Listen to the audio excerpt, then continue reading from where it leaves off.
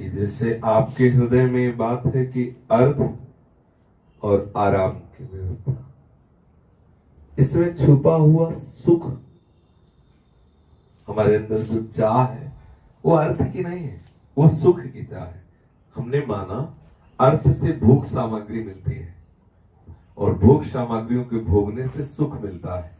हम मूल में पहुंचे, हम सुख पूर्वक रहना चाहते हैं। आराम का मतलब तो सुख पूर्वक रहना चाहते हैं, निश्चिंत रहना चाहते हैं, हम निर्भय रहना चाहते हैं, हम निःशोक रहना चाहते हैं, हम हर समय आनंद में रहना चाहते हैं। इसीलिए हम अज्ञान के कारण ऐसा मान लिया कि हमारे पास पर्याप्त अर्थ हो, भोग सामग्री हो, तो मैं निर्भय रह सकता हूं, निश्चिंत रह सकता हूं, सुख पूर्वक रह सकता हूं। समझ रहे ना, इसमें कोई अलग बात तो नहीं लग रही। पर अर्थ में और भोग सामग्री में है ही नहीं। अर्थ एकत्रित करके कोई निश्चिंत रह सके, अर्थ के द्वारा प्राप्त होने वाली भोग सामग्रियों से कोई सुख का अनुभव करके कृतकृत्य हो सके, निश्चिंत हो सके, निर्भय हो सके, निःशोक हो सके, ऐसा आज तक एक उदाहरण भी नहीं है। हमारी अंदर की जो कामना है वो शाश्वत शांति, शाश्वत सुख की है। अज्ञान के कारण हम अर्थ और भोग सामग्री में वो ढूंढ रहे हैं। कोई फर्क नहीं पड़ेगा, आप इसी वासना से आप वृंदावन आ जाइए। जब वास्तविक अनुभव होगा तो अपने आप ये छूट जाएगा, ये वासना हट जाएगी। इसमें कोई वास्तविक सत्य बात नहीं है। जो पावर है वो वृंदावन वास है, वो अपने आप संभाल लेगा। और हमारी जैसी शरीर की मांग है, जैसे हमारे मन की मांग है, वृंदावन कल्पतरु है, वो हमें ऐसे ही रखते हुए अपनी प्राप्ति करा देगा। वो कोई असमर्थ थोड़ी। जीवन में जो जो कामनाएं भक्त करता है, आगे चलकर ना चाहने पर भी प्रभु उससे सामने दे देते हैं। फिर उसकी अरुचि हो जाती, उससे हटाकर आगे बढ़ा देते। बहुत करुणा में हम ऐसे हो जाए, शरण में हो जाए, वो सब संभाल ले। अब मैं वास कर पाऊंगा कि नहीं, ये थोड़ा सा सुधार करने की बात है। मैं मर चाहे जाऊं, चाहे जितनी भारी विपत्ति आ जाए, मैं वृंदावन नहीं छोड़ने वाला है। इसमें तो आना पड़ेगा। ये निष्ठा ले लो, बात आगे की सब समझ जाएगी। अगर पता नहीं रह पाऊंगा कि नहीं रह पाऊंगा, चल पाऊंगा कि नहीं चल पाऊंगा, ये अविश्वास, संशय इस मार्ग में नहीं। संशय आत्मा विनश्यति नहीं, दृढ़ निश्चय।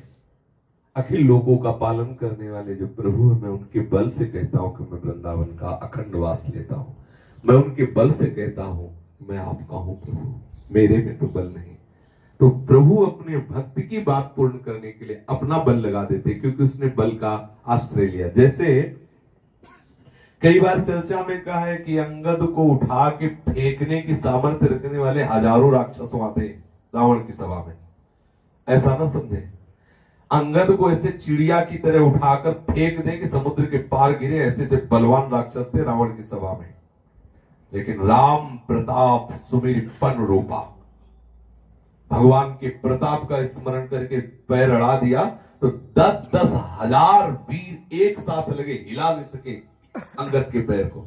बस याद है ना, श्री हरिवंश प्रताप ही जानत है, हरिवंश प्रबोध प्रमाणत है, हरिवंश सु सर्वस्व है तिनके, सुख संपत्ति दंपति जो जिनके। हम अपने इष्ट, अपने गुरु के प्रताप के बल से कहते हैं कि हम वृंदावन धाम को नहीं, हमारी सामर्थ्य नहीं, लेकिन उनके बल से कहते हैं, तो वो बल हमारी रक्षा करेगा, वो बल हमारे वचन को पूर्ण करेगा। हमें सामर्थ्य नहीं, लेकिन किसी महासामर्थ्य के बल पर हम ऐसा कहते हैं, मेरे बल से वृंदावन लाने। विश्वास के बिना भक्ति नहीं, भक्ति के बिना विश्राम नहीं। बिन विश्वास भगति नहीं, ते बिन द्रवै न राम, राम कृपा बिन सपने जीव न लह विश्राम। ये विश्वास करना ही होगा। अच्छा, भागवतिक विश्वास न करो तो प्रगट में विश्वास करो। हम तुम्हारी जिम्मेवारी लेते हैं। तुम्हें भोजन, वस्त्र, वास, लोक परलोक बढ़ाओ कदम, क्या परेशानी भाई? आपने भगवान को देखा नहीं, भगवान विधान क्या करें आप जानते नहीं, माद से विधान का ठेका लेते हैं। आपके शरीर के लिए वस्त्र, आपके उदर पोषण के लिए भोजन, आपके वास की व्यवस्था, और आप कीजिए भजन। यदि अर्थ है तो व्यवस्था कर लो, माता पिता को बुला लो, उनकी सेवा करो, हम उस रूप में भी तैयार हैं। यदि अर्थ नहीं है तो आप आ जाइए, वृंदावन आ जाइए, जो हम पाएंगे वो आपको पवा देंगे। अगर इस पर विश्वास नहीं है तो फिर आगे का मार्ग आप देख लीजिए। हमारे पास तो इतना ही है। बस ऐसे में बहुत आनंद है, ये हमने देखा, ऐसे में बहुत आनंद है। अगर भगवत चरणारविंद में भगवत बात पर विश्वास हो जाए तो आप वो वस्तु प्राप्त कर लेंगे जो बड़ी बड़ी साधना से नहीं होती। विश्वास मान लो। इतना दुलार करेंगे श्री जी ना कि जब कोई कहेगा कि आप एक बार कलकत्ता चलो तो आपके हृदय कांप जाएगा।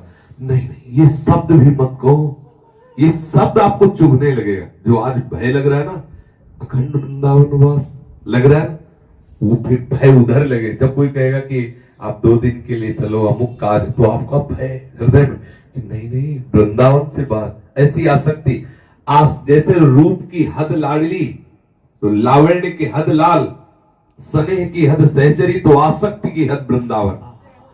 ऐसी आसक्ति पैदा कर देगा, आप देख लेना। ये वैसा लगेगा प्राण क्या है, प्राण तो फूल है, न्यौछावर है वृंदावन वास पर। एक प्राण के यदि करोड़ों होते तो ये आ जाएगी, यहीं से आएगी निष्ठा। हमें नहीं थी, पक्का नहीं थी, इसी रज से आई, सदगुरुदेव की चरण प्रताप से आई। ऐसी आ गई कि एक किडनी क्या, एक प्राण क्या, अगर हजारों प्राण हो तो अभी बलिहार कर, वृंदावन नहीं छोड़ सकते। ये वही बल देते, वृंदावन पकड़ता। वृंदावन ने मुझे पकड़ लिया, मैंने वृंदावन को क्या पकड़ा। बालक माँ को कितना पकड़ेगा, माँ की पकड़ और बालक की पकड़ में अंतर है। बालक तो ऐसे माँ का वस्त्र पकड़े या हाथ पकड़े, कोई लुभावनी वस्तु देखा तो छोड़ भी देगा, उधर चल देगा। लेकिन माँ जब पकड़े तो बालक चल भी दे तो माँ घसीट लेती। ऐसे ही वृंदावन ने मुझे पकड़ लिया। मैं तो छोड़ सकता था, लेकिन वृंदावन ने मुझे पकड़ लिया, जाने लायक नहीं रखा, जाने लायक नहीं रखा।